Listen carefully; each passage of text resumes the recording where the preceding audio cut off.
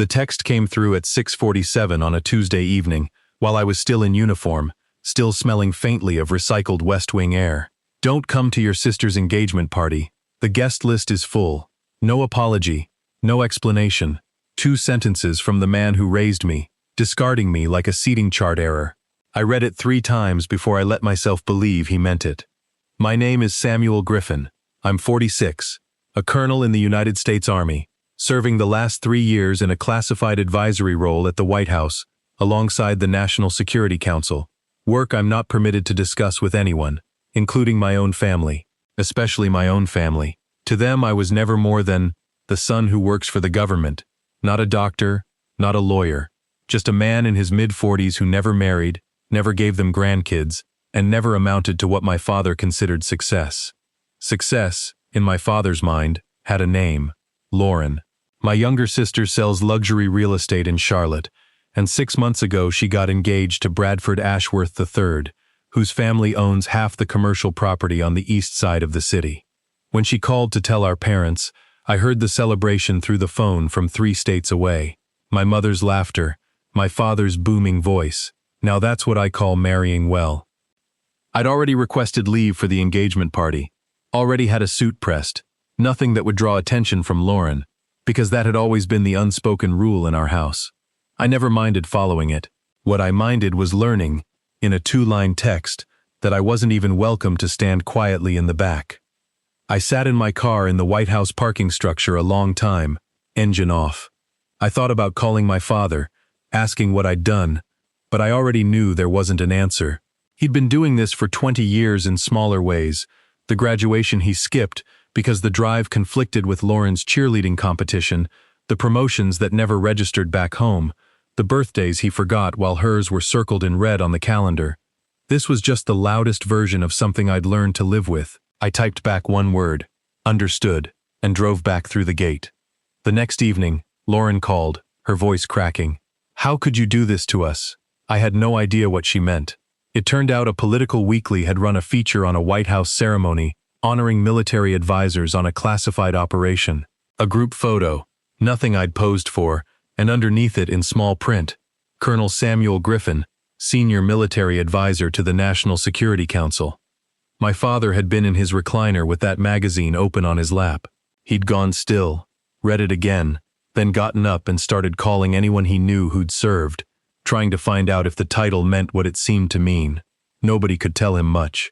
So he sat there, Lauren said, increasingly rattled by a version of his son he'd never once asked to meet. He thinks you did it on purpose, Lauren said, to embarrass him right before my party. 20 years of silence about my career, and the moment the truth surfaced without my permission, his first instinct wasn't curiosity, it was suspicion. I found out the same way you did, I told her, 30 seconds ago. I believe you, she said, but Dad doesn't. Nobody in this family knows what you do. Nobody's ever asked, I said quietly. I didn't sleep much that night, turning over 22 years my father had never bothered to learn. He'd run a small insurance agency for 35 years, not a cruel man, never raised his voice, never raised a hand, just a quiet accumulation of absences that taught you where you ranked. When I graduated West Point, my parents didn't come. The timing conflicted with one of Lauren's competitions, and the Army will still be there next year. He had a phrase he liked to use whenever my service came up. Military doesn't build families, it breaks them. As if the uniform were something I'd chosen instead of him, rather than the first thing in my life that measured me by what I actually did. He never knew about the 18 months coordinating logistics for a forward base under constant threat, the convoy I rerouted last minute that likely saved 11 lives, the field hospital I helped stand up in Afghanistan, the Bronze Star still wrapped in its original tissue paper in a drawer because I'd never found an occasion that felt like it would matter to him. He didn't know because he never asked, and I stopped offering, because you learn not to bring gifts to a house where no one opens the door. 3 years ago, when the NSC posting came through, I called to tell him I was relocating to Washington. He asked if it came with a raise. I said modestly. He said that was good, then asked to speak to my mother about Lauren's open house. That was the entire conversation. The next morning, my phone lit up with calls from his cell. I let them go to voicemail. Around 11, A staffer named Priya knocked on my office door. "Colonel Griffin, your father is here." He'd worn his good Navy jacket, combed his hair the way he does for occasions he considers important, and clearly expected this to work like any office lobby. Instead, he stood at the northwest gate for 40 minutes, while Secret Service confirmed his identity, and confirmed, yes, a Colonel Samuel Griffin did in fact work in this building. When I walked out to meet him, I found him standing very still, watching people move past, nodding, greeting me, acknowledging me before they even registered he was there. "Good morning, Colonel." A nod from a 2-star general I'd worked alongside for 8 months. His head turned each time, recalibrating something he couldn't make add up. "Dad?" I said. He turned to face me, and for the first time in my life, my father looked uncertain. "I didn't know," he said, his usual closing argument tone gone entirely.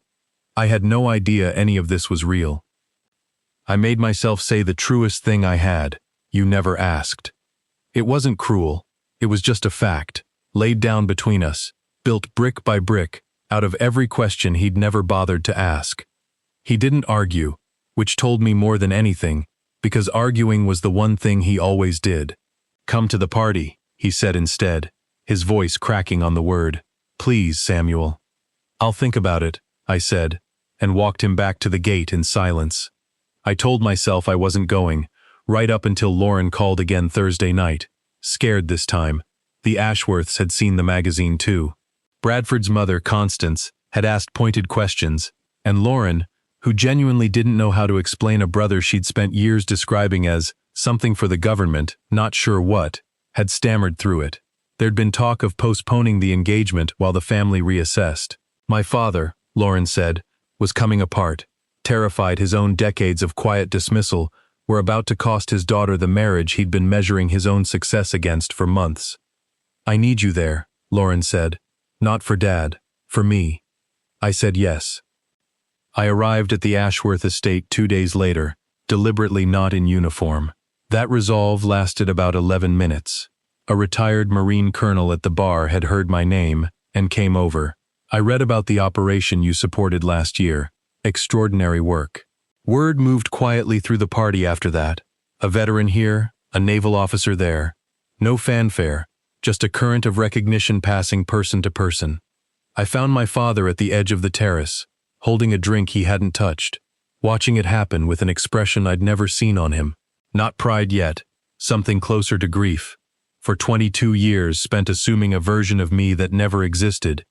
He found me 2 hours later, alone on a stone bench at the garden's edge, and sat down without asking. "I told people you worked in an office," he said finally, staring straight ahead. "I made you sound small." "Why?" I asked, meaning it as a real question. He was quiet a long time. "Because I didn't understand it. The military. What it meant to build a life in it instead of coming home and settling down the way I thought a son should. I think somewhere along the way it was easier to assume you'd failed at something than imagine you were succeeding at something I didn't understand." It was the most honest thing he'd ever said to me. Lauren joined us, sitting on the grass in her engagement dress. "I never thought about what it cost you to stay quiet," she said. I told them then, for the first time, about the Christmases. 11 years of anonymous packages sent to my parents' house, good coffee, a blanket, tickets to a show, always arriving with no note, no return address. I didn't want to create one more moment where my father would have to acknowledge me and fall short of whatever I was quietly hoping for. Easier to give without being seen giving. My father's face changed. A controlled collapse, the look of a man realizing the son he'd dismissed for years had been quietly taking care of him the whole time, expecting nothing back. He took my hand, the first real tenderness since I was a child. "There's something at the house I want to show you both," he said. "I should have shown you a long time ago." The next afternoon, in the back bedroom closet that had always been off limits, he pulled out a storage bin and set it on the bed. Dozens of envelopes, bound by year, my own handwriting on every one. "Dear Dad, dear Mom and Dad," letters from Fort Benning, from Iraq, from Afghanistan, from every posting and promotion I'd sent faithfully into the silence, never expecting an answer. I'd stopped counting somewhere around year 12. "You never opened them," I said. It wasn't a question. Most were still sealed. I opened a few, early on, he admitted, sitting heavily on the bed. And I didn't know what to do with what I read. You sounded so sure of yourself, describing things I couldn't picture. It scared me. It made me feel like I didn't know my own son anymore, so I stopped opening them. I told myself I'd get to them eventually, and eventually became decades. I read one aloud, my own younger handwriting, from my first year at Benning. Dear Dad, I know you don't understand why I chose this. I'm not running from anything. I'm running toward something. I don't need you to be proud of me right now. I just hope someday you'll want to know what my life actually looks like. Not applause, just curiosity. Love, Samuel. The room went silent. My father put his face in his hands, shoulders shaking, something I'd never once seen from him. I'm sorry, he finally said, for all of it. I don't know how to undo 2 decades of getting this wrong, but I want to try, if you'll let me. I didn't have a tidy answer. I didn't tell him it was fine, because it wasn't. But I didn't walk away either. Before I left that evening, he found a framed photo at the bottom of the bin, me at 23, freshly commissioned, stiff and proud in dress uniform. He carried it to the living room, hung it on the wall beside Lauren's formal portrait, the one that had occupied that spot alone for as long as I could remember. He stepped back and looked at both, side by side. There, he said, unsteady. 20 years late, but there. I drove back to Washington the next morning thinking not about the anger I'd carried so long, but about what I'd actually needed all along. Not an apology. Just for him to finally look at me. Not the idea of me he'd built out of fear and old assumptions, but the man actually standing in front of him. Lauren and Bradford's wedding is in the spring. My father asked, almost shyly, if I'd wear my dress uniform, not to make a statement, just because he wanted to finally see it. I told him yes. If someone in your life stopped trying to see you, would you have opened that door again, the way I did?